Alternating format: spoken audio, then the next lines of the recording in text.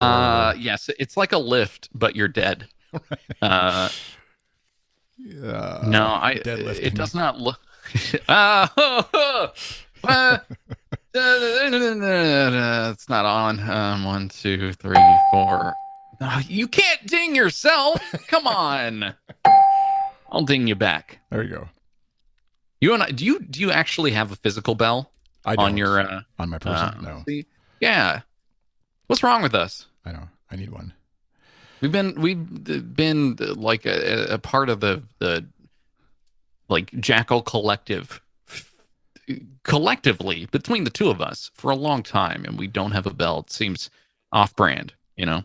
Yeah, I just realized I'm doing the live stream thing, so it's just going to be my face and your voice floating in the ether. I should maybe put like a little floating Kyle beside me. But we're in the Fortnite category right Ooh, now. Talk shows and podcasts. spooky. I am a ghost. There you go. Fixed. Fix that. Talk shows, they're getting a revamp though on Twitch soon, right? Yeah, they Maybe had a. Well, I think I should have checked actually while I was there. you Twitch.tv/dashboard. were at Twitch. What? No, No. just at the websites.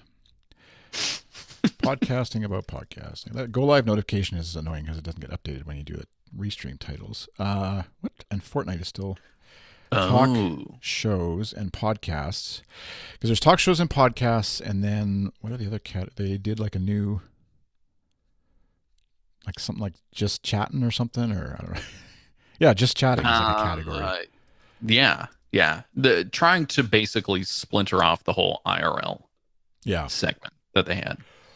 Okay, so now we're hopefully, if it lets me save that, not playing Fortnite, although I would enjoy. Yeah, it's still going back to Fortnite. What Did you check out? I was able to watch maybe I don't know 30 minutes of your stream last time, but did you check out some of the creepy content? Yeah, we were doing the I forget what it was called, like duos in um but zombie mode or whatever. So like your Mm-hmm. regular 50 or whatever 100 people dropping on the island, but then there's little zombie like rocks that shoot off zombies, and so Mm-hmm. that's part of like the. It actually creates an interesting little dynamic because like they only start attacking you if you get close enough to them or if you shoot them, obviously. And so there's like at one point there's like a player on the other side of the zombies, but if you kill the zombies, they drop weapons and ammo and stuff, right? And so I was low on stuff, so then it becomes a debate of like trying to like balance: do I kill a zombie and get some more ammo? But that Mm. probably alerts the guy over on the other side of the hill that there's somebody over here, and yeah, so it was It fun. kind of it sounds like they could find a way to sort of mix the PvE PvP modes of Yeah, Fortnite into one sort of like almost Destiny style public events where you drop into a certain location, you're still doing PvE stuff, but you I don't know, work cooperatively with, and then maybe I don't know. The PvP stuff is the part of Destiny that I don't like at all because it's mostly like deathmatch stuff, right? That you drop in, you're like 4 versus 4, and right. it just feels very reminiscent of my Counter Strike days, and I don't have time for that. Come on. You got people to kill and zombies to see or whatever. Other way around, maybe. Uh, yes, I have dances to do Yeah. and flossing to do as well. Also, I had to listen. I was not had to. I was listening to. I don't know if you listened to the Dax I Shepard. was forced to They were floss. forced to Why? floss. No, I was forced to listen to. He has a podcast called Ask the Expert, Armchair Expert, Uh huh. and like he's a 40-something, Hollywood famous actor guy, and then he had Seth. Rogan, Myers. No, Myers. Yes, thank you for the Hmm. Seth list. Um, and they were like talking about how their kids were sort of starting to get into this game and they didn't know what it was. And they were describing it as like there's dancing and then there's like, but you're also shooting zombies and you're like, Oh boy. and then yeah. But what's interesting about the way he does his podcast is he at the end of the show, like after the guest is done, there's like it's like the follow up sort of, but it's like fact checking with his assistant or whatever. So she like, I don't know how she does this or if it's actually real. I never really listened too closely at that point, but because the guest is gone, but they like fact check stuff that they mention in the show. So like they'll say, so at the end, she's like, and that game you guys were talking about that you couldn't remember the name of, that's actually called Fortnite. And or whatever. Oh, and, wow. And that's like exactly, that's like reading the comments. Are you kidding? Yeah. That's like exactly as a podcaster what you don't want. Don't at me. But I wonder if it's like preventative maintenance, right? For comments almost. Because like then you don't get that stuff. For your podcast. Yeah. So like right. you kind of prevent maybe a lot of the people who are like shouting at their podcast player like, it's Fortnite, you idiot. But then they listen to the end, you're like, okay. Well, she had told them what the actual thing is, so it's okay. Do they put that in line or is it like at the end? It's like the outro of the show, the guest says goodbye, and then it's like, and now we'll have the fact checking with Monica. And the corrections for this episode are brought to you by Squarespace. Exactly. All right. So actually, he's a really great interviewer. But it just obviously depends on. I just pick and choose the guest if it's interesting or not. But there's something fun about listening to famous people interviewing their famous friends. I guess they don't ever. It's not like they talk about cars and what they do with their money all the time or whatever. There is a bit of craft discussion, sort of like I'm so tired of buying cars. This whole racket is just exhausting. Well, that was the end of the last episode. Money. They did have like what would you do if you won $1 billion? And they're like, oh, I would buy my like. And it's like listening to rich people talk about if only they were more rich. And you're like, oh, I hate that. Yeah, I hate that. So hard.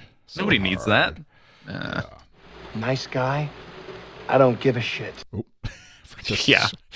F-bomb, S-bomb, I guess, isn't that one? Okay. Should we do this podcast about podcasting? I mean, may as well. It's been a while. If you're just tuning in, we are live streaming onto the Twitches. I'm doing Mixer. Are you on Mixer? I guess you're probably not because you're a Sony guy, right? You don't support no. Well, no, I do. I do have an Xbox as well. Actually, speaking of Xbox, let's Mr. High Roll and Rich guy. Yeah. If I had $1 billion, I'd just buy Xboxes. I'd buy you a couch. Mm-hmm. Anyway, sorry. I have been playing. Well, I haven't been playing. So I've been using the Xbox as mostly a media device, media player, media organizer. Not really media organizer. It's my portal to YouTube TV. Oh, yeah. And I don't know if YouTube TV is in Canada yet, but that service is fantastic. It's life-altering. If you're stuck in a like traditional cable internet or traditional cable TV, satellite TV service, and you haven't tried something like this before, you can pause it or cancel it whenever you want. Nice. If you realize, like, hey, I'm going to go on vacation and I'm not going to be at home for a bit. Yeah, I'm not going to be watching TV. Pause it. You don't pay for it. Oh, I see what you mean by pause. Yeah. You just sort of pause the service and you don't have to worry about paying for it for that month, which is really cool. Especially because it also taps into your local providers for stuff like local news and local stations and watching basketball for your local teams and hockey and stuff like that. It's really neat. I'm guessing, I'm just going to go out on a limb here and say that it doesn't work it's available in most U.S. metro cities. Yeah. So, yeah. Which is not great. Not so much Canada. Except, well, the entire World Series seemed to be sponsored by YouTube TV, which I believe they also did the basketball NBA Finals this last year. Just completely plastered their branding all over the place, and would duck in and out for different like here's an inline ad, basically. Like they would transfer the whole screen to a YouTube TV ad. I just really like it. So I've been using the Xbox to basically be my portal into YouTube TV. The nice part, though, you and I have had this conversation offline. My bandwidth over here is bad. So bad, in fact, that I'm actually calling you from my phone's hotspot plugged into my computer, and then we're doing the conversation over that. It's a bad situation, but based on the amount of bandwidth that I'm trying to save throughout this process, I can change the quality of what comes through my Xbox to like 144p So it barely uses anything. And if I'm just kind of putting it on in the background while I'm doing work, That's awesome. it is a wonderful, wonderful solution for bandwidth saving, but also like, hey, live streaming, live TV.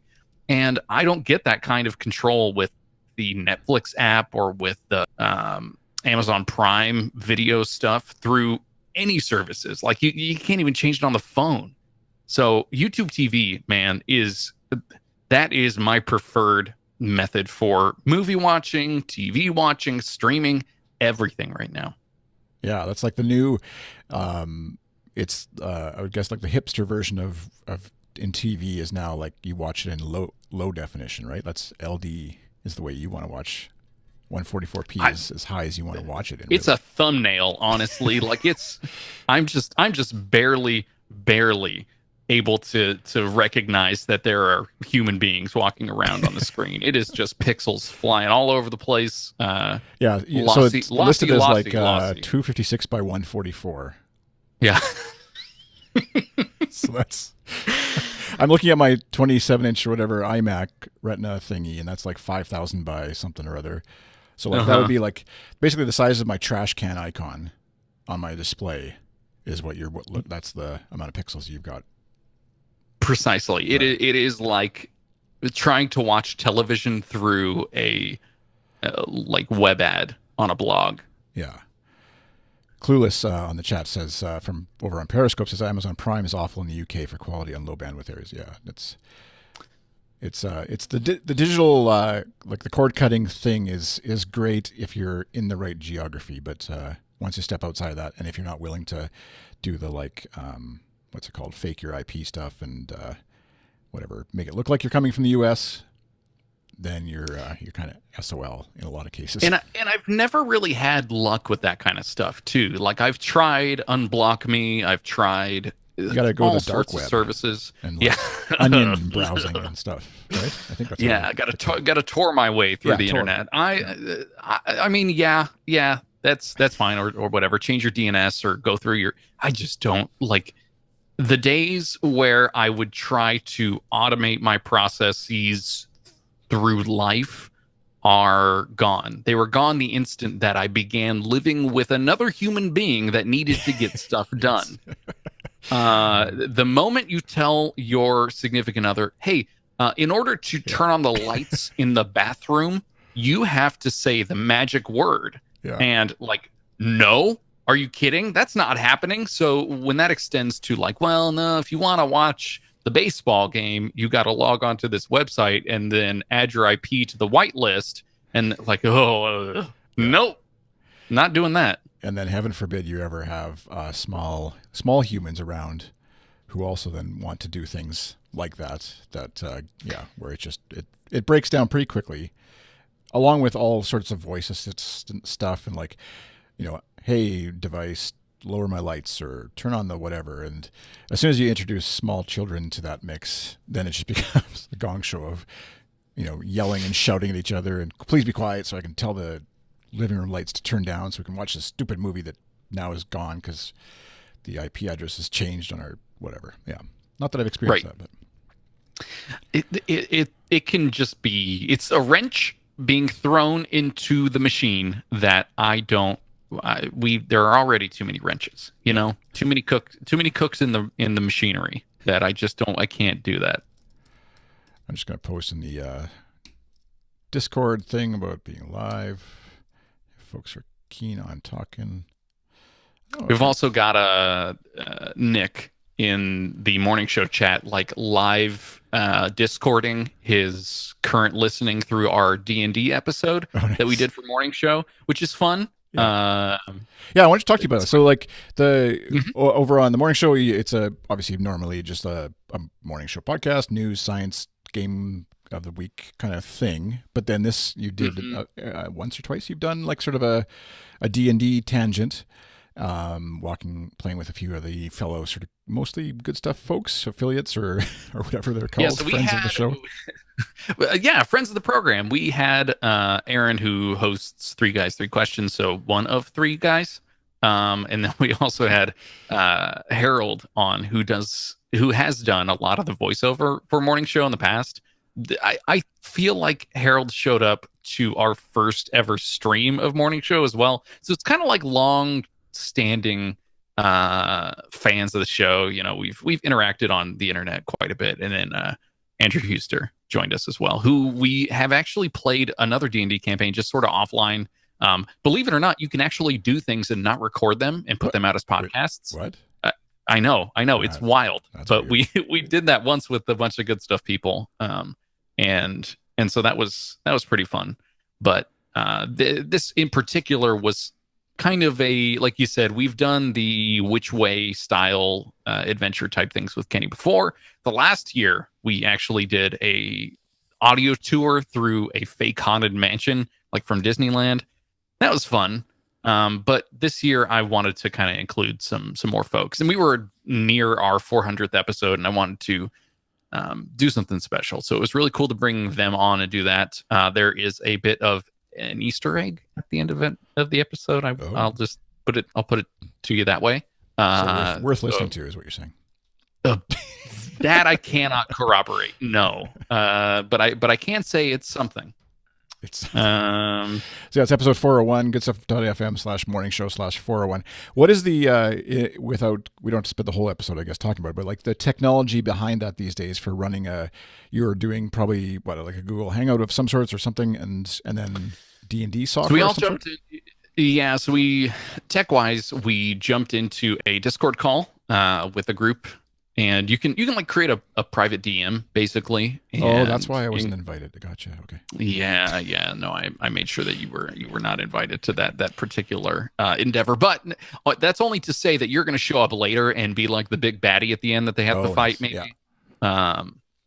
You know, gotta be clever with it. But we set up a Discord call, and then we everyone joined in on Roll20, which is a website where it will put out digital maps of places that you can go in a particular campaign, and you can buy entire campaigns. Like we bought the Curse of Strahd campaign, which is one of the newer ones, and it came with a bunch of stuff. But because it's supposed to be like creepy Halloween themed, we played through part of the first part at least of something called the Death House, which is just a dungeon. It's a level 1 dungeon that's supposed to be kind of like an introductory adventure for level 1 people. So you can go through, you can level up, you can learn some spells, you can kind of dip your toes into the role-playing aspect of Dungeons and Dragons. It's entirely role-playing, I guess. And then math, like lots and lots of math, rolling dice.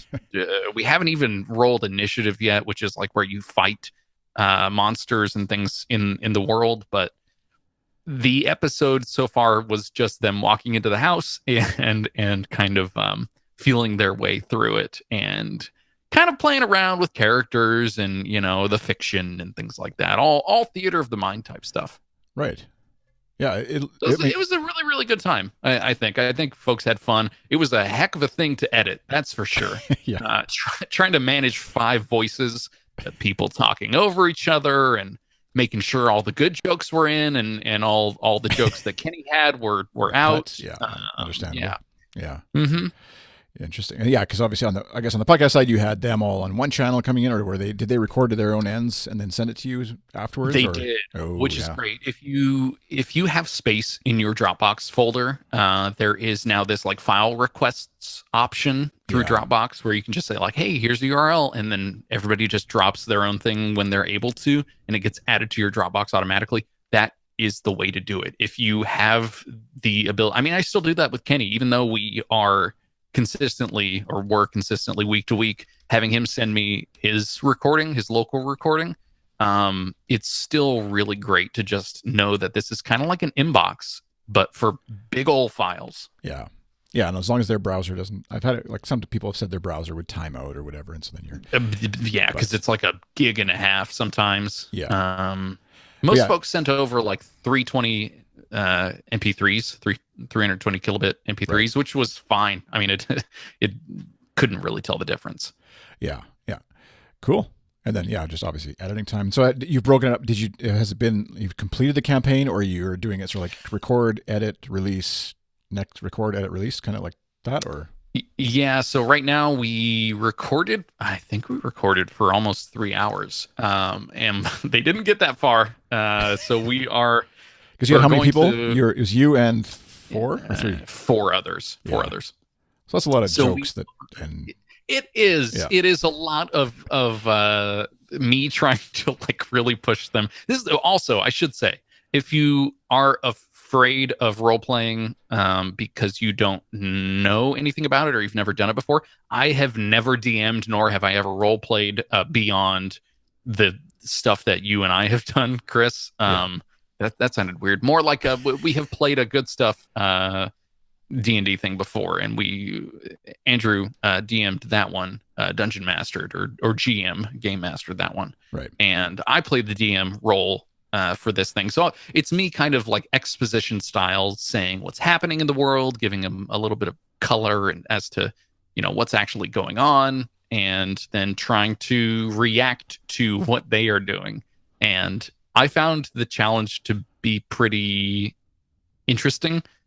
There's only so much preparation that you can put into it, where the diminishing returns after a bit. Because like you can't. I thought that we would maybe get to the big penultimate fight in the thing, but they didn't get into any fights. So it can go so many different ways that I Yeah. just think it's worth, like, if you've never done it before and you are interested, don't let that hold you back. The fact that you maybe have never done it before. And Roll20 you could use presumably on like, with your friends in meet space in real life, like not doesn't have to be just over the internet, presumably. Or is it like geared more for online? Well, so Roll20 is the thing with Roll20 is that they have like all these systems built in where you can do voice recording through there, or a voice chat through there. You can do video chat through there. So much so that there was an entire point of the episode where Aaron couldn't figure out why he was hearing Harold twice, but nobody else. And then he would close Discord, and Harold just kept naming off nut names like Brazil nuts and cashews and almonds, and it was a whole situation. But yeah, that is kind of a nice thing to have. But I just prefer Discord because it's a dedicated application that does not really chew up any of your CPU or any of that kind of stuff. Any Darth game asked from Mixer over Mixer, why is this a live stream? And to you, I would say, why not? First of all, but the other reason is for fun, I guess, and funsies, because we broadcast podcasts at Goodstuff.fm, and so that part of that is live streaming it, I guess. So I know Mixer is kind of like Mixer. I'm just using just for fun because it's an option inside of Restream to send it to Mixer. And it's Mixer on its own. Mixer.io, I think, is the URL. Mixer.com, owned by Microsoft. It's their competitor to Twitch, and you can stream right from your Xbox out to Mixer, built right into the gaming console. And so, predominantly, a lot of gamers would use it. But it has its own unique kind of spin. Where sometime we'll have to try it, Kyle. Where we because even from the iOS app, the Mixer Create iOS app, I think it is, you can co-stream or invite someone else right into the call, I guess, or the stream or whatever, and effectively do a show right from there. And so it has kind of a neat, and of course it's all free, obviously, because they want you just to produce content on it, and all the same kind of stuff as Twitch is integrated with. I mean, there's like 30, 40, 50 different like streaming platforms now for gamers and stuff that you can use. And so obviously ones like Mixer and Twitch that are owned by Microsoft and Amazon are going to probably stick around a little longer than some of the smaller ones. But anyway, it's just for fun. So nobody's forcing you to watch. But I don't think. If they are, send us a sign. Yes, blink twice if you're under duress, please. We have also tried like just audio only streaming in the past, and that tends to work for other podcast networks. I think they get a pretty good audience when they do stream their shows live. They're kind of tapping into an audience that is also very, very familiar with that type of interaction, because a lot of the chat room interaction is through IRC, and that is not very internet friendly these days, I would say.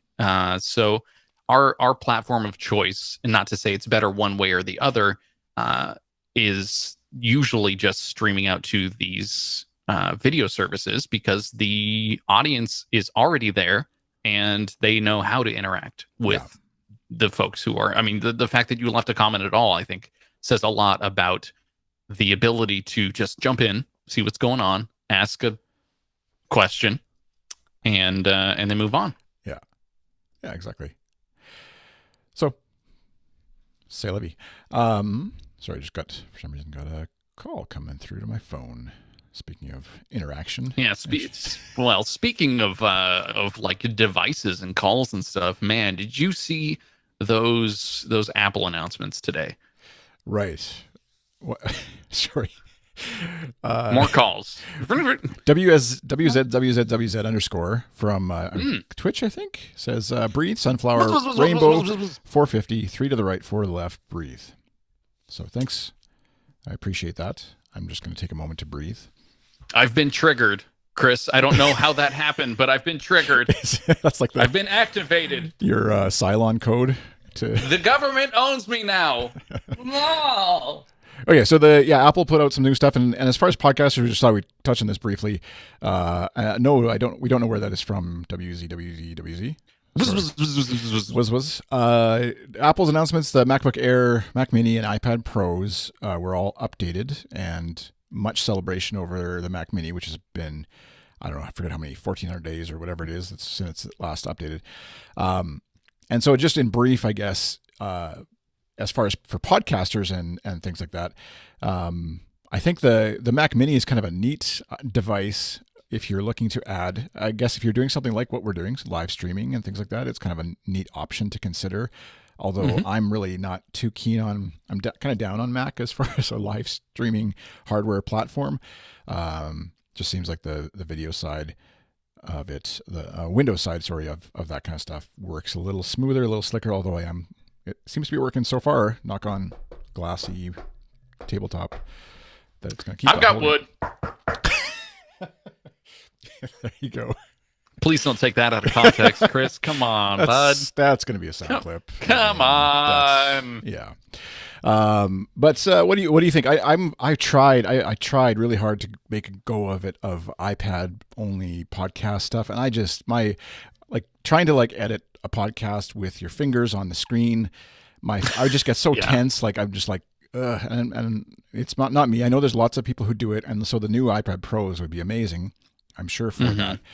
But and then of course the Retina laptop that updated is a good laptop actually. It would be a very capable portable editing machine for Logic or other audio apps, especially if you upgrade it to 16 gigs of RAM, that's going to be a good little machine. I'm actually tempted to upgrade my 2011 Air finally to something new, so for portability. But I don't know. Anything stick out for you from the Apple announcement? Yeah, a couple things, I guess. While I do think the quote unquote upgrade to the Mac Mini, or the refresh on the Mac Mini, is welcome, I think there are use cases for it, especially in podcasting, or if you've got a monitor and you've got a keyboard and you've got a mouse and you've got your setup, but you're looking for a replacement for your tower. Let's say it's Windows or it's Mac or whatever. It's an easy, unplug everything, swap it out, plug everything back in.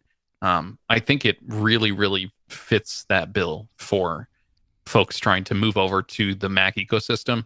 My main weird takeaway, though, from a podcast point of view on the Mac Mini, is that they decided to put together the mic and headphone jack into one, which is super inconvenient, and kind of defeats the whole mix minus capabilities of the Mac Mini as it currently stands. Sans this quote unquote upgrade. And then I actually really think the addition of the USB-C onto there is pretty cool, because what that could mean is, hopefully, if the accessories that you add to this Mac Mini for, let's say, podcasting are compatible with both Mac and iOS, that's one plug that you just bounce between the two. Now this iPad Pro that has USB-C and the Mac Mini that has USB-C, and maybe your Mac computer, your MacBook Pro that has USB-C. It's pretty great to be able to go just, device to device and use the same equipment. That may mean that recording on the road is easier, or you are able to use one charger for everything. I've heard, people love to be able to do that with their USB-C phones and their MacBook laptops and things like that. I think it is probably a worthwhile upgrade if, like me, I have been on this Mac Mini here forever and have tried to upgrade the internals. I tried to upgrade the RAM in it, and I tried to upgrade the hard drive to an SSD. It took, but I run out of space so quickly because I think it's 256 gigs for the SSD. And if you're dealing with audio files, even just the cache for Auphonic, the thing that I use to like level out all of the multi-track audio files, that puts like 10 gigs into a cache and then tries to I'm getting a call from a senator, Rob Poitras for Senate. Vote. Go vote, people. Really, if you're in the US, go vote or register to vote. That's probably over now, but if you've got the ability, go vote. I don't appreciate though that this has been marked as a spam caller.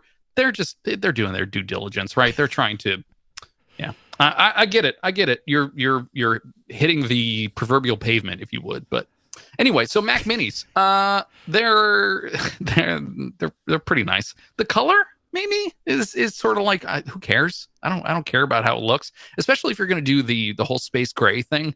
I feel like that is reserved for the Pro line. And yeah. I would have loved to see the Mac Mini with a dedicated GPU to do things like streaming like that. That would be great. Or the ability for a external GPU to just plugged in to the USB-C port. Maybe it's capable of doing that. Yeah, that part it is for sure. You can connect with an eGPU. But so I guess. But still, that's the months, right? It's more money. Yeah, and from all I've seen and read, and as far as like from a podcasting perspective, especially if you're interested in doing any amount of this live streaming stuff, the CPU is the most important thing. GPU is secondary as far as like, not obviously for playing game, you need a really good GPU, but for crunching video and getting it out to the Twitch or to the wherever, your CPU is going to do a lot of that work if it's a secondary machine. And so, and the Mac, I don't know, they just, something about it, crunching they just video, don't handle it very well. Yeah, it's definitely good at rendering like Final Cut, whatever, and internally like keeping video there. But as far as sending stuff out, it's just, Intel announced some sweet like NUCs, they're called NUCs. What are those? New understated computer? I don't know. Ooh, I like that. Partnered with Streamlabs, which is they make streaming software, and so it's basically got a capture card and then a input device, input capture as well as sending out back obviously to a monitor or whatever. Sorry, WZ, we are interacting, but we are sort of we're doing it in chunks. So we are from Canada and the US, and we have seen Stranger Things. I don't know if you haven't, Kyle. Welcome to our Stranger Things recap. I'm guessing podcast. That's where the Breathe Sunflower Rainbow. I don't remember that from Stranger Things, but maybe it is. You look like a very nice bicyclist person. Anyways, this is getting real deep. I'm not even looking at the chat room. I have no idea what's happening. Yeah. Right So now. for folks who are watching the stream later, Kyle is in a low bandwidth. What do we say? Low definition area. He's at 144p, and so he is actually on the screen. He's just really small little pixels in the corner. I was gonna say, you trying to dox me like you're giving out my address 144p? Jeez. And so that's what's going on. That's why it's just one talking head here. I'm actually Chris's internal monologue. Yeah. I did have this fear because I did record an episode of or just a video with a friend and of the show, I guess Justin Jackson, and his audio wasn't actually being sent out, but he was on video, so kind of the inverse, I guess. Well, let's talk about Ecamm though, because based on that video, I decided to pick it up, try it, and get on one of their trials and see how it did. Because I was under the impression that Macs suck at this, right? Like the rendering for video sucks on a Mac, and they're just not good at it. Yeah. So I loaded up Ecamm. I went through the process of like, okay, it's coming through my Logitech camera, and I started to record it locally. Easy. Yeah. No hiccups. No, what? Maybe they're using like H265 or whatever the encoding thing is, software encoding that they're using, just works like a dream. It didn't slow down my computer. It wasn't spinning up the fans to oblivion. It just seemed to be working really well. So I don't know what Ecamm is doing to make that work, especially with like pulling up a Skype call and getting rid of the Skype buttons that are on there, which is just wild. I have no idea how they're doing that. Yeah, so like if you've used OBS to stream out, you have to like sort of set up a window to capture what Skype is putting out. And it's such undue pressure on a machine where, especially if you're on a Retina MacBook or one of those other really high density screens, that's just so much processing power being shoved through your computer that as soon as I started doing anything in OBS or on any other streaming applications, the computer would melt. Yeah. And then, the Skype part is like, it's neat because it basically records that call of the Skype call coming in. And the reason why I'm doing stupid stuff with it where I'm like streaming out a live video of it, but also recording a demo with ScreenFlow on my Mac to then publish to YouTube later of demoing Ecamm. So it's kind of like you're circling in on it yourself and having sound upon sound. And then I've got loopback going. Ouroboros. Yeah. So it was actually surprising that I managed to salvage a video at all out of that, to be honest. But yeah, Ecamm Live is a great way to do it on the Mac side for sure. It doesn't do gaming really well. I don't think. I've tried a little bit of that just to experiment.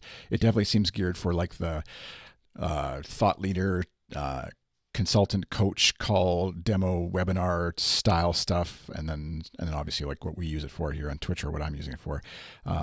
But it works. It seems to be working really well, and they update almost weekly, bi-weekly even, with new features and bug fixes and stuff. So it's a very well taken care of app as well. So your money it's nice because it's a buy it once for $80 now. I think it's up to, and then you have it for life. They haven't charged me again since I bought it 2 or 3 years ago, and it sat in my applications folder until I wanted to try it out again. And so it's pretty enticing, honestly, because just coming from a situation where I had a machine going into another machine, and then the camera would go into the Windows machine, and then the mix down would come from the Mac to the Windows machine, and then it would get streamed out. And it's like, I know people have these dedicated streaming machines for this very purpose, so that you sort of troubleshoot your way out of having to have it all on one machine and deal with the CPU load that's happening for that. But I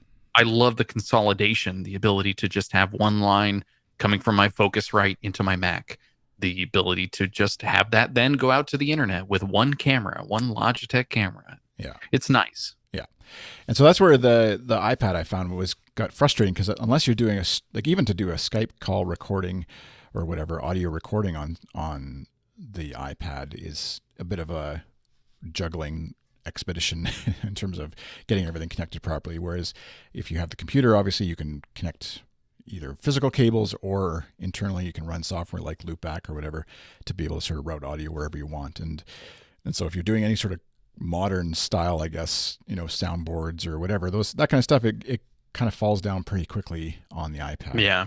But the one other thing that they sorry, go ahead. I was just going to say, it hasn't really been upgraded over the last however many years either. There's the multitasking is great, and the having multiple things going on the same screen is great, but there is the systems for which audio gets routed from application to application and then kind of like pulled down into GarageBand or pulled down into somewhere where you can kind of aggregate that stuff. It doesn't exist. And I don't know if it will ever exist. It just is so much easier to do on the Mac. Yeah. And the simple thing that I was trying to get done on the podcast editing side is just often for clients, when they pay me, I'm listening to it obviously, but I'll put it at double speed just for like sections, and then go back and like if I need to like finesse something or whatever, then I'll obviously listen to it at normal speed. But there is no way to listen to anything at double speed when you're editing. And so even some of the separate apps that I looked at that are, obviously not free, that you have to buy audio apps or whatever on the app, iOS app, or on the iPad, sorry. You can't listen at any faster than real time. And so that's a limiting factor, even if you wanted to just speed it up a little bit so that you can get, through a long conversation about whatever it happens to be. Let's say in this conversation, I might want to be able to go through quickly and find that spot where we talked about something that was kind of not important to the actual audio version that went out. And that just hinders, how useful it is and how long it takes you to get stuff done. But I think from just an analytical point of view, though, I would love to see what Adobe does in this space, because their recent announcement on iPad Pros for creating the iPad Pro experience through Photoshop CC, or whatever they're calling it, is basically just Photoshop on the iPad. It's not a mobilized version. It is Photoshop on the iPad. And if that gets extended to their Audition application or that's true. After Effects or whatever, right? Like, I'm pretty sure the computing power of the iPad can handle it. It's all about whether the interface makes sense and whether editing is easy. Now U-Haul is calling me. I do have to answer this one. Let's see. Clue said, considering the steps Kyle has had to take, he sounds great on the stream. Yeah, it's we'll pause for a moment as Kyle takes a delivery call. Clueless, you're on Periscope watching across the pond, I assume, and I don't know if anybody else is watching on other devices. Let's see here, restream. See what they're saying. One person on Twitch, it says nobody on Periscope, but obviously that's not true. Must be the polling data or whatever that they're getting is not up to date. I mean, yeah, Chris, I completely agree with you with everything you said. I was just talking to Clueless over in the UK, but he said you sound great. Considering the steps you have taken, you sound great on the stream. So, well, the amazing part is that I'm able to continue to have a conversation with you, as well as answer a call from a moving van provider with my telephone. All sort of the power of the internet compels you. Oh, right, because you're streaming on, or you're like connected to the internet over that same phone as well. Yeah. Whoa, And it somehow it's not chewing through the battery in such a way that is making it melt. Like all my devices kind of melt, Chris, and it's things are kind of hot down here in California.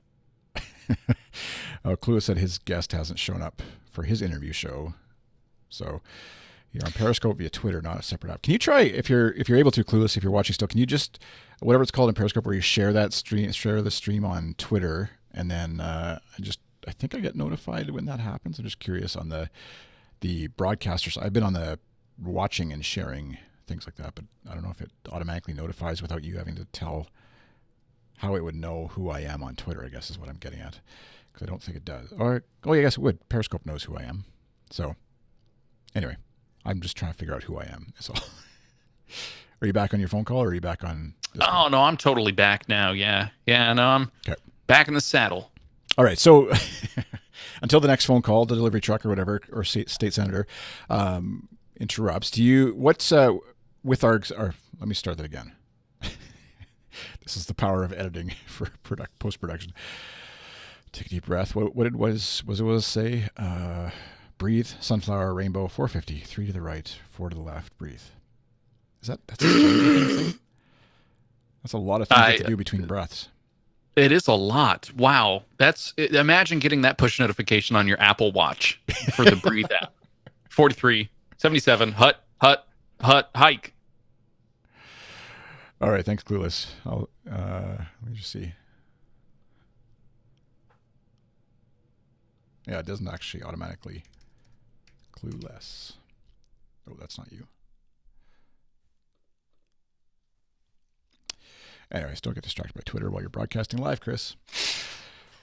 Over on the Goodstuff.fm site, it's obviously a podcast network. That's where this show is hosted. The MP3s that we send out to our listeners, all 10,000s of them, whatever it happens to be per show, that part is fed out through a service called Transistor.fm, which is where we host our podcast and get analytics on our shows from. I have to stop because Game Ben on Twitch asked, "Is this an ASMR stream?" Yes, it is. Maybe. We can do that if you want to. just drop some bits in the bit dropper. I don't know how that stuff works, but my noise gate is catching everything, so you probably won't hear all my mouth noises. It's creepy for me because I get it right in the headphones. Yeah, you're right. It's not great. I was explaining to relatives over a recent trip what ASMR is on the internet and how that people make money doing that, and the shock / disgust / there's one person who was like, I think I want to check that out. I think I get the tingles. Yeah, I think a little bit. Mm-hmm. Mm-hmm. Anyways, over on the Goodstuff.fm, our podcast site, the website proper, we up until now have been using a service called SiteLeaf to publish the podcasts, publish the episode, publish the website. It does. It does a couple of things. So it is both a CMS and also a mode of building and deploying, I guess, right? It kind of does the deploying by building in a separate branch that GitHub pages pulls in, and then it's like, oh, there's some new information here. Time to turn on the internet. So SiteLeaf was one that I had been pretty intimately familiar with in version 1 before they did their whole Jekyll migration in version 2. That would leverage the liquid syntax that Shopify used to like pull in blog rolls and like, hey, there's a new post here. You can show the last 3 posts that were tagged with the tag podcast, that kind of stuff. And I loved it. I love the pricing structure. I could do unlimited sites for like $20 or something ridiculous like that. Obviously, it then just became an idea suck where I would put literally every single idea I ever had in there, whether it was successful or not. It was a graveyard of missed opportunities and a frequent, constant reminder of things that I never did, which is not great for your psyche, I would say, first and foremost. But secondly, kind of bolsters itself a little bit by saying like, well, you don't really want to get rid of it since you have all these other great ideas in here that one day maybe you'll get to, and you probably won't. So SiteLeaf was that for me for the longest time. It was a $240 per year idea garbage fire, mostly. Yeah. It was like one step removed from domain registration ideas, like registering domains as an idea is a thing people do. It's a second level to that, which makes you even that more bought. It's the sunk fallacy or sunk cost fallacy, right? Yeah. I just said fallacy, which is something different. It's a sunk cost fallacy where you feel like I've put so much time into this that it's not worth it to me to get out of it now. I should just keep going, or at least just have it fester here for a little bit longer. And I didn't want that to happen with our stuff at Good Stuff, because being a side project and being something that we focus on when we're able to, it needs to be able to sort of live on its own with zero input, first of all, and also zero cost, ideally, so that it's just passion and the drive to put out a podcast that is the only sort of remaining factor to us feeling like we put something out. So I wanted to make sure that we kind of embodied a little bit more of that, and maybe that changes in the future, right? Like maybe we make some more money off of ads, or maybe we add new shows to the network that begin to make it worth it for us to explore other avenues for revenue, or for paying for stuff, or for managing other things. But as it currently stands, the most responsible, fiscally responsible, and sort of side project responsible way to do this was to move off of SiteLeaf and move over to a service that is sort of separated between the build part of it and the content management side. So for content management, we decided to move over to Forestry, which I believe is a sponsor of Jekyll, which is good. It was actually really good to see on Jekyll's website for all their documentation and stuff, both SiteLeaf and Forestry listed side by side. So that's kind of cool, right? They're kind of all working towards the same thing. So we moved over to Forestry. There is no cost associated with managing content through there. Because there's a page. Yeah, we're a lower per user level, and we're not Right. So because their cost is per user, we have you and I on there who are kind of the only people who manage the content on the website, and that's it. So it fits our needs in that way. But there is no page restrictions. We could have continued to use SiteLeaf, but they have a page restriction for their developer, like free tier. And listen, I'm all for like paying people for the work that they put into the product that they are offering for people. But when it comes to side projects, it's different. I think we are looking for a way to really minimize our overhead and maximize our efforts on stuff. And this is the way to do it. So moved over to forestry. We've got all our content in there. The cool part, and I think the upgrade for us in terms of moving over to forestry for our content management, was that they have a more robust system for front matter templates, which is basically like per show, you add these metadata elements to the actual episode to say what show it's for, what episode number it is, what the permalink for it is for, so it's like, SMYM/119. Yeah. You've got the MP3 URL, images, stuff like that. So if you're watching the video version, or I mean, obviously, if you know this, if you're watching the video version, but I'm actually logged into our site on the back end, showing that in there. So the difference for a lot of folks, I think, if you've come from like the WordPress world, where a lot of podcasters, I think, live, is all those like fields for your episode title, your date, your episode number, the description, the show notes, the link for the MP3, etc. That was always there. Every episode, you'd add a new episode, and all those details, those form elements, basically would just appear. Whereas Jekyll on its own doesn't really do that. It doesn't have a template per se that you fill in each time, at least the way we had it configured. And so Forestry kind of added that, right? Yeah, there was a way to do that with SiteLeaf, but it never worked. And that may have been just a matter of like, we were kind of trying to jam too much into, a lot. It was a lot. We're basically running an entire podcasting network content management thing on a service that is built for static site blogs and like one page stuff. It's not made for serving up dynamic content like this and being so constantly updated across multiple shows and all that kind of stuff. So I think it's a good like technical challenge for us to try and figure out. It's just a fun thing to kind of noodle on the weekends for me too.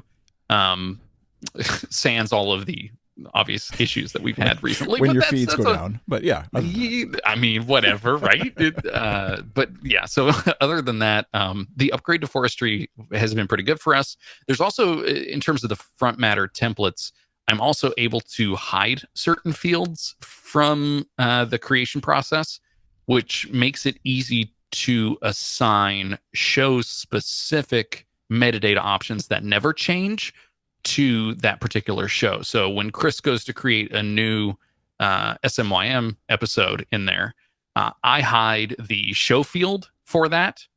And I also hide the page template for that, so that it automatically creates the episode template, and then all you're filling in is the dynamic content that changes episode to episode, the number, MP3, image, stuff like that, notes. So I think overall it's been pretty good. I also love to see the updates from forestry through email. They've been a lot more responsive over the last year or so than SiteLeaf has. SiteLeaf loves to tweet out examples of themselves being used across the internet because, I don't know, maybe they're developers and they have some ins with, who else is using this, big brands.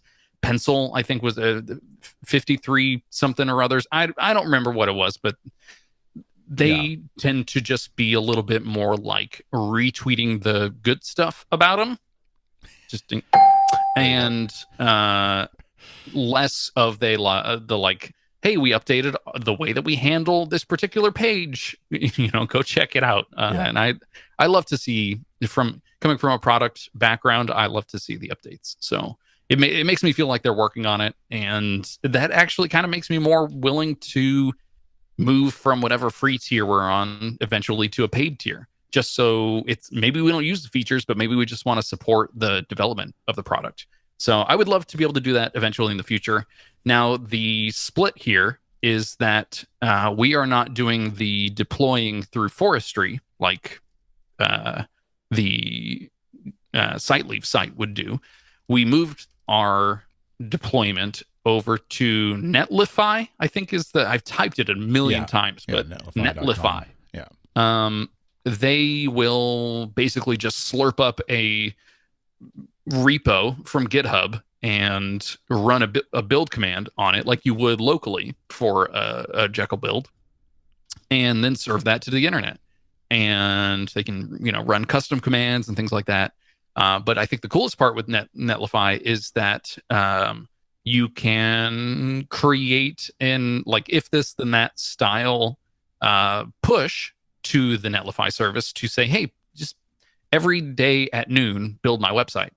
And what that has so far allowed us to do is to basically use that as a scheduler. So anything that is scheduled for publishing in the past gets built every time the build runs on Netlify. It's kind of, we're getting now into the weeds of how this works. Yeah. But the combination of Jekyll plus the theme we've put together, which is now quote unquote open sourced. You can go dig around in my code and pull it apart if you want to. Don't at me, I guess, is the part of the program that I say don't at me about my code, because I don't care really that much. Unless you're willing to help. Yeah, exactly. But other than that, just the combo of Jekyll with the theme that we have, the forestry as the content management system, and then Netlify for building it, it's really worked out really, really well so far. And obviously, hosting for MP3s is still on Transistor, and that's been working out well for us. But yeah, in terms of homegrown podcast network, that's the whole pie right now. And so for anybody who's maybe used, like I said earlier, like WordPress for their hosting, or maybe used a service like Transistor where they basically could build your website for you and take care of all of that, you might be wondering, this seems like a lot of work and extra stuff to manage when you just really want to make a podcast. And you would be right. It is a lot of extra work when you just want to make a podcast. What I think the reason, if for Kyle and I anyways, in doing this, is we are a bit of the programmer nerd side of us appreciates being able to sort of roll your own, build your own, do it all, out of the box, not out of the box, own the whole stack, if you would. Yeah, own the whole stack, the Apple style, I guess, of podcasting. If we were serving it up from a home network here that was on my 144p, maybe we would be in a worse spot. But yeah, and I think that's part of it is being able to mess around with all of that kind of stuff, and so play with things like, on the hosting side, some of the cool new stuff, which is I think it's the buzzword is Jamstack, where it's in the past it would be you'd have PHP running, which would do WordPress, and I forget all the other acronyms and things that you'd have running there, but something like Jekyll or Hugo and some of these other static site generators or flat file sites, where it's basically on the server right now is more or less just an HTML file. There's no thing that runs out as you view the page. It's not collecting everything like WordPress does and building the page for you. It's just there. So you got a bit more of a solid, faster, more efficient web page. So it loads quick. But then you can also kind of do a lot of customizing, backing it up, doing branches on GitHub of your site. And if you wanted to redesign it or rebuild a whole new site out of that, we've switched back and forth from, we could switch back and forth from Netlify back to GitHub pages where it was hosted before fairly easily. Netlify has some really, if you haven't heard of Netlify before in the web hosting world, one of the shows I edit is Shop Talk Show, and they talk about it constantly because it's kind of the new hotness in terms of web hosting. But just really cool. And the service like Netlify has basically pushed GitHub to innovate a little faster than they would as well, and adding things like some of the sort of branching support and things like that where you can build a site basically off of a branch of a GitHub repo instead of having to always push your master. Anyways, I don't even know all the words I'm saying or understand them all. and taking care of things like in the past, a flat file or static site, it was really hard to do. Even something as simple, which again on WordPress is super simple now, a form where you have like a contact us form. Netlify can take care of all of that for you. This is not a sponsored episode, although I wish it was. And Get at us. Yeah, and then managing identity, they're like user control stuff they can do, take care of that for you. So you don't have to rely on Facebook, and you don't have to also build your own like login and passwords and all that kind of stuff. So it's a really cool system, and actually can be used in conjunction without getting too geeky and way beyond what I understand. But somehow you can actually run Netlify, like host your site on Netlify, and pulling from a WordPress install as well. So your WordPress, you still have your WordPress CMS, but then Netlify pulls the data off of some sort of. Have you heard of a JSON, Kyle? Do you know what a JSON is? Yes, that's that scary character in those. It's for those Halloween. Movies, right? Yeah. So it basically puts a guy with a hockey mask and a cleaver in charge of your data, and he hands that over to Netlify from WordPress, I think is how that works. Yeah. That actually JSON, I believe, is like the next hot thing in terms of RSS and like syndication for stuff. Right. For serving up. We use JSON for data files to fill out like the show data and URLs and stuff like that. It gets all built at once for that kind of stuff. But so if you're geeky about the website itself, it's kind of a fun. And then like Kyle said, we host our podcast episode files. The MP3 files are with Transistor, and so then it's just a matter of grabbing the MP3 for a MP3 URL for a show. I'll just go look at one here, and like that, I grab the MP3, paste it into the website, and away you go. Just like you would do if your current site maybe is WordPress, but your podcasts are hosted elsewhere. So kind of geeky, kind of fun. It causes a few headaches every now and then when something goes awry, like your feed URL, let's say, doesn't quite resolve properly or whatever. And so then you're fixing stuff that you wouldn't normally have to fix, but you also don't have to we are not dealing with any plugins that expire and WordPress errors and that kind of stuff. It kind of just like, at the end of the day, our site is there, and it's not depending on any sort of server code to live, I guess, in a sense. So it's kind of nice. Yeah, it is, like I mentioned earlier, I want to, if for any reason we just no longer wanted to publish a show ever, and we just wanted it to live on the internet forever as it is, as a graveyard of podcast episodes, we could. And it would just sit there. We wouldn't have to do anything, and it would just continue to live. We wouldn't have to pay any bills. We wouldn't have, other than obviously domain. But even that, I mean, now we could move it to Goodstuff.xyz, and it would be $9 a year or $5 a year or something ridiculous, right? Yeah. It may be worth it eventually to make that type of move where we reduce our domain per year cost from FM to Goodstuff.pizza. And it's $50 instead. I mean, whatever.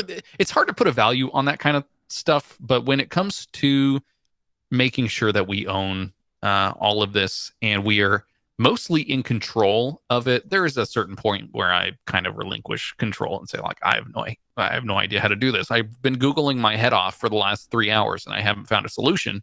Then Chris will jump in and say, well, I contacted support and they just said to do this. I'm utilizing our channels effectively and maximizing our time and effort. And I appreciate that. It's kind of, we got a left brain, right brain situation going on, and it works out really well.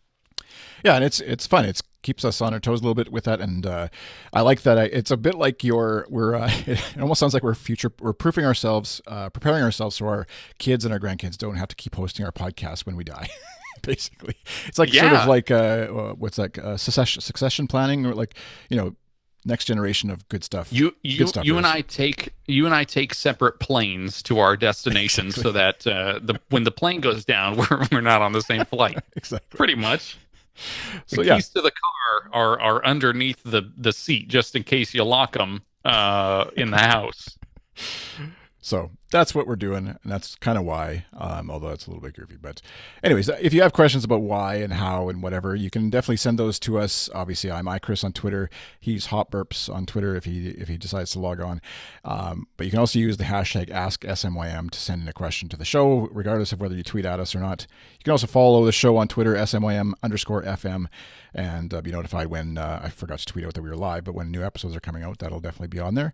And for folks who sent in their name or their show to be interviewed on a future episode of Show Me Your Mic, which you can do at goodstuff.fm/SMYM/ask. And that I should double check to make sure that form actually still. Oh yeah, it was an embed, so it should still work. Before I do that. But there was about 6 or 7 shows that are on the list, and I sent an email to all of them today just with a doodle poll or whatever to figure out date and time for your interview. So check your email if you haven't got that already from me, and tweet at me at iChris if you didn't get it for some reason, if it hit your junk mail or I missed you somehow. We'll be having some interviews on future episodes as well to look forward to. And I don't know, is there anything else I'm forgetting, Kyle? I feel like I'm forgetting something but no, that was you buttoned it up. It's buttoned it up. So lemonproductions.ca/hires, where you can hire me if you want a podcast editor or consulting on your podcast maybe. And Kyle, you can visit at podcast.untapped.com. Or you can even fork my repo. Right. It's for this source, whole open source. So you can just go grab that and set up your own podcasting network, which is kind of cool. I kind of like that idea where you just jump in and you got a starting point. Because as we know, this part, as complicated as it is, setting up a website for your podcast is definitely the easiest part of podcasting.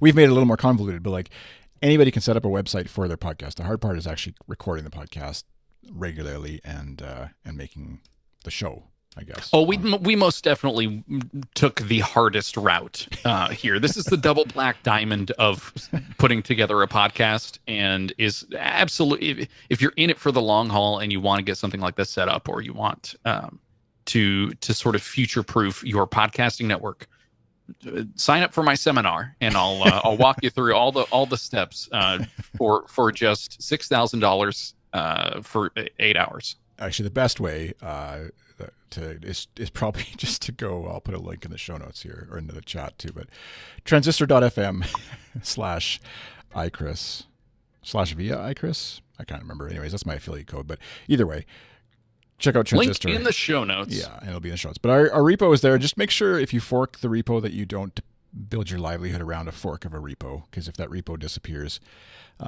then your site might also disappear if you happen to be a podcast network. Although it actually wouldn't in this case, because it's a public site, so the fork would get transferred to someone else as far as primary ownership. So I think you'd be okay. But if Kyle ever decided to take it private and your whole business depends on that fork, then you may be in trouble. So you will have to stick a fork in it. I guess. I guess that's it. Relay over and out. Right. Thank you for listening. Thank you for watching wherever you are. We'll stick around on the stream for a few minutes to answer some of the questions that came in while we were chatting. But goodstuff.fm/SMYM/119 is where you can find this episode on the internet. And of course, in your various podcast players of choice. Feel free to leave us a rating or review on Apple Podcasts is the big one, but wherever you are. And that'll help the word get out about the show that's about podcasting. Just your old podcast about podcasting. I'm Chris. Thanks for listening. Hope you have a great day. Bye. All right. Let's see. Questions. How many questions? Let's see. Where are we here? Going back. I don't know if Ralph is still there. Ralph is over on Periscope. He said, "Which Mac are you getting?" Well, I have an iMac right now that I'm using, and but I was very close to pulling the trigger on a MacBook Pro, and then now that I see the Airs, I'm actually probably going to pull the trigger on an upgraded whatever with the Air with the 16 gigs of RAM probably and a 256 gig hard drive. I think is what I'm leaning towards. It'll be like a $1,900 Canadian machine, I think. That's what I'm leaning towards replacing my 2011 MacBook Air with, because yeah, it's way overdue. I need to be able to travel. So yeah, in Air or Pro, I would say Air. I would love to be able to justify the extra. I think it's about a $300 upgrade to go like with the Pro, which has a better GPU, slightly better, but Oh, I saw your tweet about that. It's like the difference seems negligible. yeah, like when you look a little closer, it is like a better GPU. It's still an integrated GPU. It'd be a slightly better, what was it, battery? I forget what else there was. Someone tweeted at me with like a little bit more clarification, but yeah, slightly better. Pro has a better CPU, GPU, and screen, and then NVMe SSDs. So it's a faster bus speed, right, on the motherboard. Mm-hmm. But it's worse battery life, heavier, and lacks Touch ID. So for what I'm doing, definitely the battery life is never an issue. I'm not ever like working and editing and like, oh crap, I'm nowhere near a power supply. What am I going to do? Kind of, Right. I've never been in that situation in my life, I don't think. So kind of leaning towards the Air just to save a bit of money. And the lightness of it too. It's nice. Yeah, I was gonna say it's kind of the new hotness. You know, there's part of me where I'm like, I'm gonna get the latest one right when it comes out because I'm fearful that something about these other ones are gonna change in the future, and or my value is not maximized. There's a part of me that like itches. You know, it's like I'm gonna get the new Pixel a week after it comes out or not. Like I'll wait a year and a half then to get it because otherwise my value is not maximized. It's a really stupid way to think about it, but I get you though. It feels like it's like got to be. You might as well get it when it's new. like as new as humanly possible. Like that feels like the only way to do it. Yeah. I don't know. The MacBook Air definitely seems like it's a great upgrade. But I'm just not. One of the things we didn't really talk about the iPad Pro, but one of the things that I think the iPad Pro will be sort of the leader in are those rounded corners for tablets going forward. Oh yeah. Yo, that looks so good. I look at sharp cornered screens these days and they're ugly. Like my monitor, I'm waiting for the days where the Macs start going with rounded screens because you know they will, right? The Mac form factor, if you look at the bezel around the MacBook screen, right. It's rounded. And just imagine that screen all the way to the edge. It's going to happen. Yeah. Probably will happen. It's just I want all my things to be rounded now. I've been on the Pixel 2 XL for a while, and I love the rounded corners. And just going back to the iPhone 6, I can't stand it. It looks so bad. It's round all the things. Round it. Oh yeah, I guess I'm looking at my 8. So you're saying like even the display, are they just covering up the corners with an overlay, or it's actually? I think it's actually rounded. Because it's a consistently thick bezel all the way around the edge on that new iPad. I think. I mean, it looks like it. They've some. I didn't watch the presentation. It's really weird being on the West Coast, and it's like, oh, you wake up, Apple's done. Like what? Yeah. It's probably how Hawaii feels, or Japan. Maybe it's like, well, I'm asleep. Like I don't have time to wake up at 4 a.m. just to watch your Apple presentation. Come on. The side-scrolling website too. That's bizarre. Oh my gosh, I can't handle that. And the fact that like, so they take over the down scroll or whatever, up scroll, depending on how you have it. But like, they take over that because they know nobody's going to know to go left, right. So then now it's just like, it's bad. Plus, the design-wise, they seem to be going with some weird, like, everything's medium weight and also really big, like 80-point font. I could design like this in Microsoft Word when I was 5 years old. Like, this is bad news bears. I can't get on board with this. I agree. Yeah, I'm not a fan. Let's see, what was the other, which Oh, Clueless said, I went Squarespace to avoid WordPress as I cannot stand it. Fair enough. Yeah. Transistor looks quite pretty and clean looking. It does. It is. It is actually nice. If you've used, let's say, Libsyn for a long time, Transistor, well, almost anything, but Transistor is a nice breath of fresh air. It's a glass of cold water to a person living in the hell that is Libsyn's UI. But it's a service still. At the end of the day, like nothing, like I love what Justin and John are doing. It still is a service that you hopefully, unless you're using them for your hosting and everything, which you can do. And I think I fully endorse that idea for a podcast for sure, because it takes it all out of your hand as far as having to worry about, and you just upload your MP3 and then you're done. You don't have to worry about messing around with the website.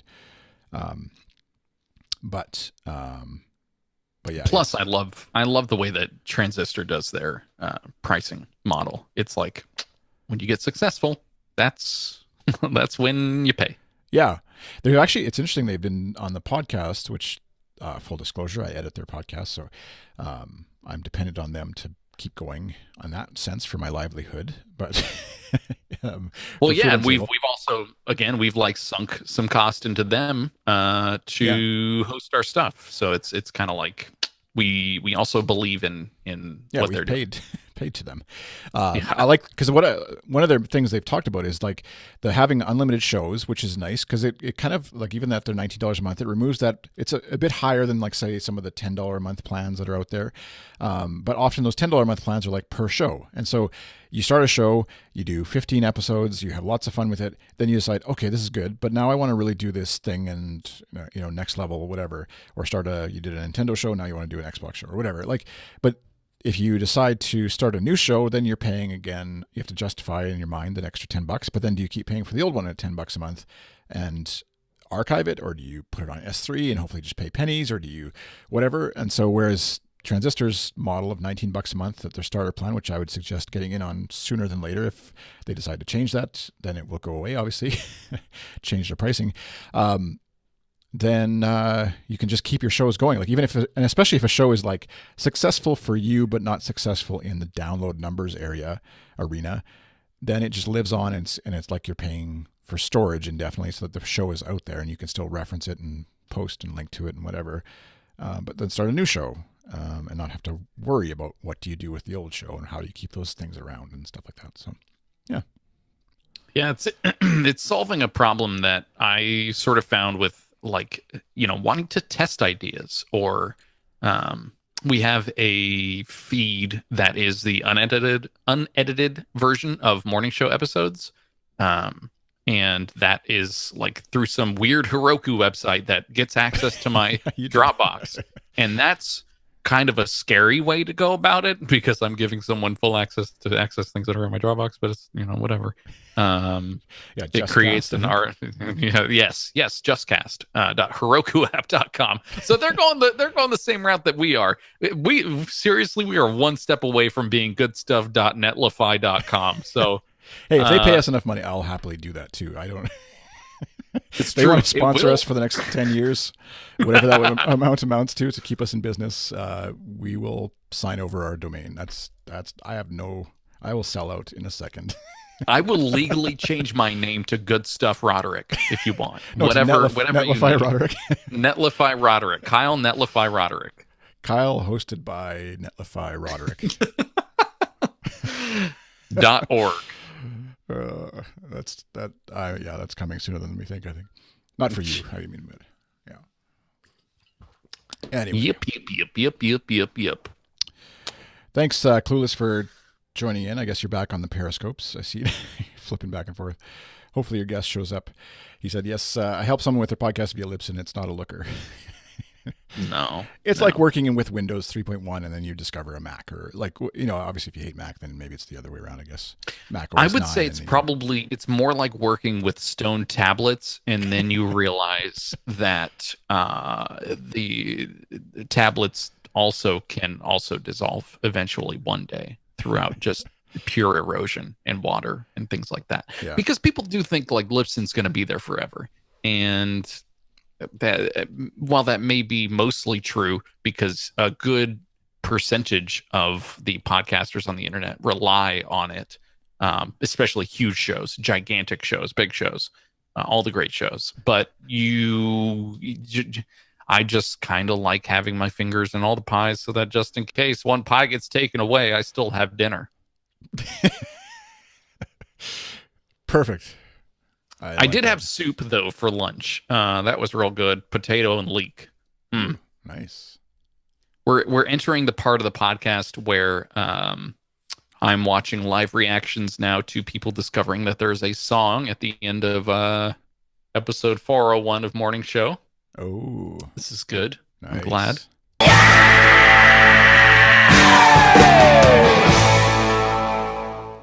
Not that song. I think you're thinking of. Hold on. Gotta pull it up. Podcast board wars. Edit.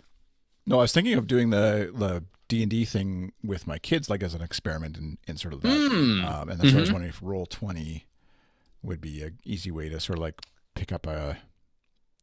I think getting a box from Amazon and getting that shipped to you is easier. Yeah, because there may be also ways where you can print out. I highly, highly recommend like little characters, little army men or whatever, and a printed out board. Yeah. And the idea of like moving 5 feet for your turn and right. Oh yeah.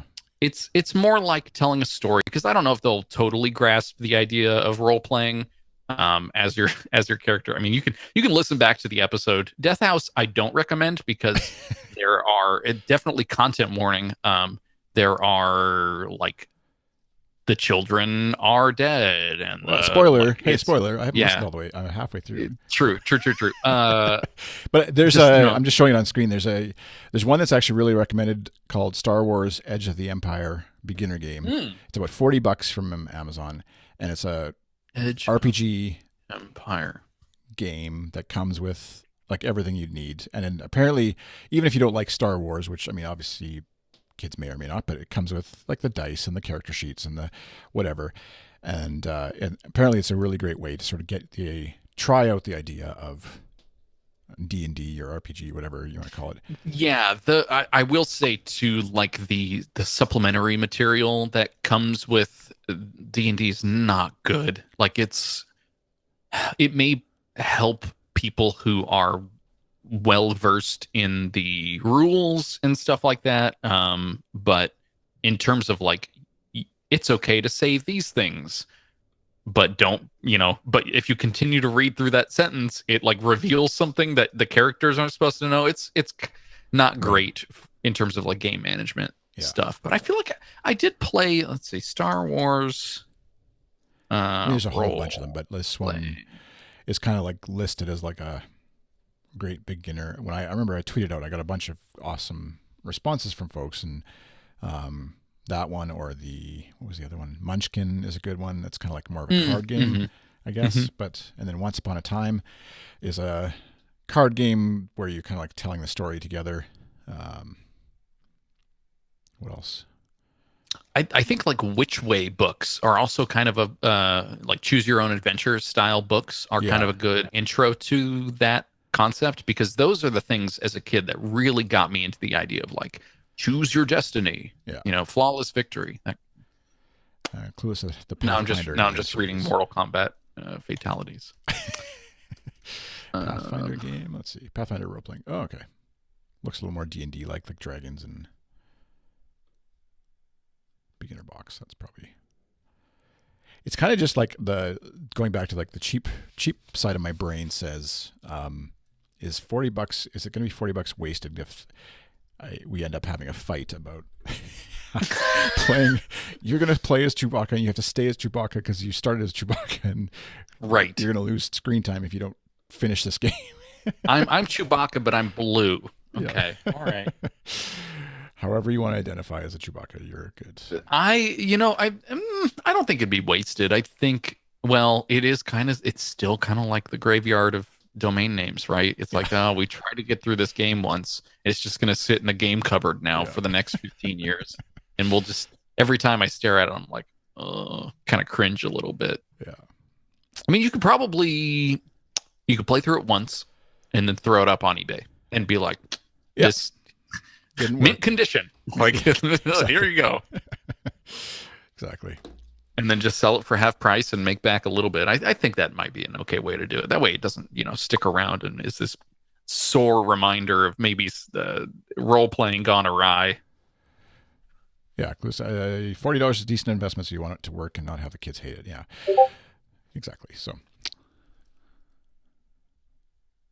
yeah, hard for me to say whether. I mean, we paid $50 for Curse of Strahd, and I'm like, better be bought into this universe. We better be scheduling out the next 12 months of us playing this campaign because I'm bought in.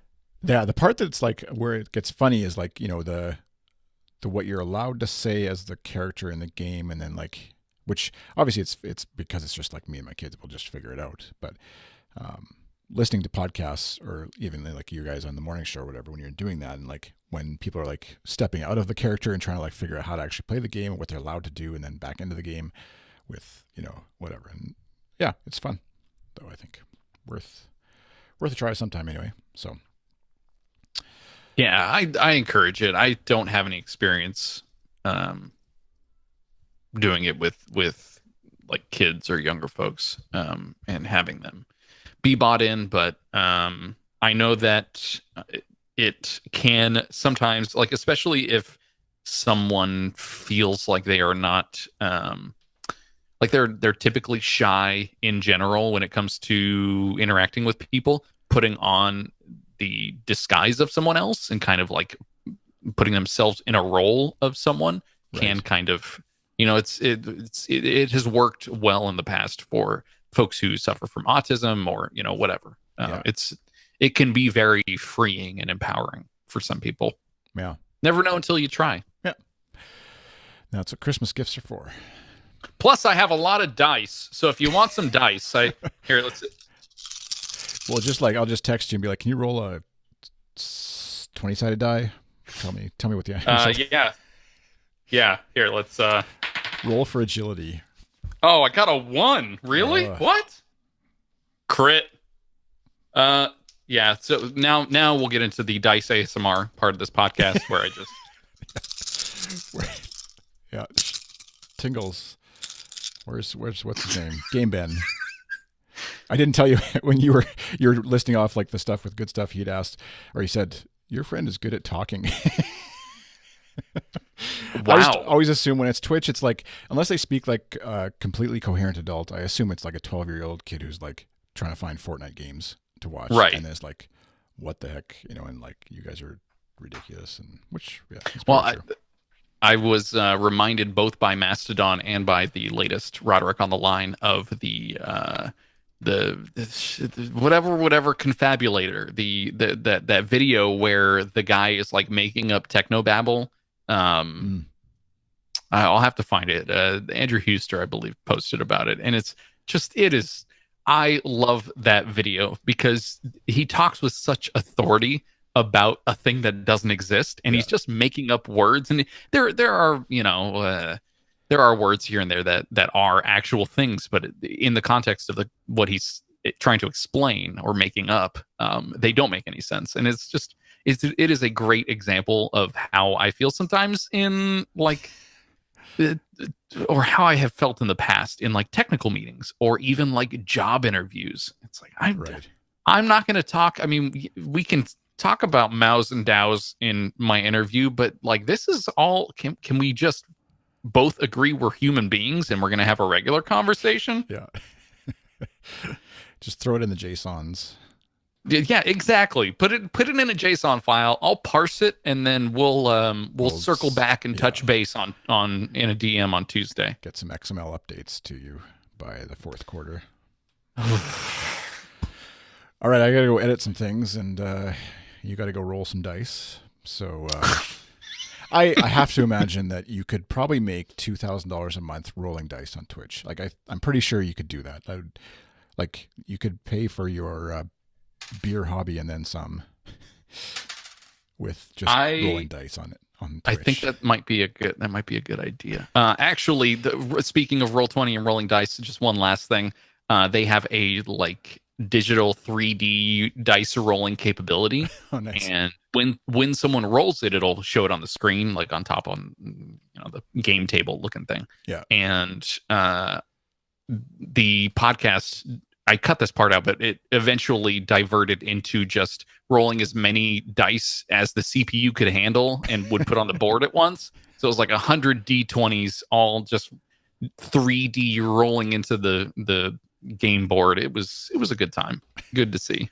Always a good chuckle. This is modern parenting, by the way, for people who are watching the stream.